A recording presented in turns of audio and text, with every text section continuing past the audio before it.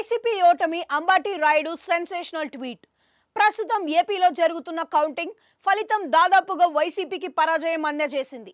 విజయం ఖాయమని ఆశ్చర్యపోతారని చెప్పిన సీఎం జగన్ ఇప్పుడు ఆయన ఆశ్చర్యపోవడం ఖాయమైంది.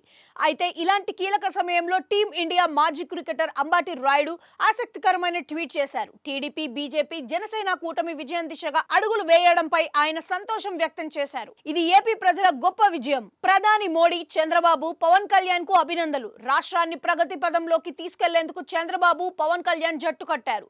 ఏపీకి మంచి రోజులు రాబోతున్నాయి. ఈ అఖండ విజయంతో నారా లోకేష్ పాదయాత్ర కీలక పాత్ర పోషించింది అని రాయుడు ట్వీట్ చేశారు. మరోవైపు తమిళనాడు ముఖ్యమంత్రి స్టాలిన్ కూడా ఏపీ ఫలితంపై నిశితంగా గమనించారు.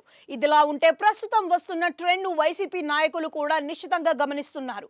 మంచి జరిగితే ఓట్లు వేయాలన్న పిలుపు తమకు లభిస్తుందని పార్టీ అంచనా వేసింది. అంతేకాదు వాలంటీర్ వ్యవస్థ తమకు అనుకూలంగా మారుతుందని అనుకున్నారు. కానీ వాలంటీర్ వ్యవస్థ కూడా బెడిసి కొట్టింది. ఇంటింటికి ఇచ్చిన సంక్షేమం కానీ, మహిళలకు ఇచ్చిన స్థలాలు కానీ ఎక్కడా వైసీపీకి మేలు చేయకపోవడం గమనార్హం. ఇదే ఇప్పుడు వైసీపీని అంతర్మదనంలో పడేసింది.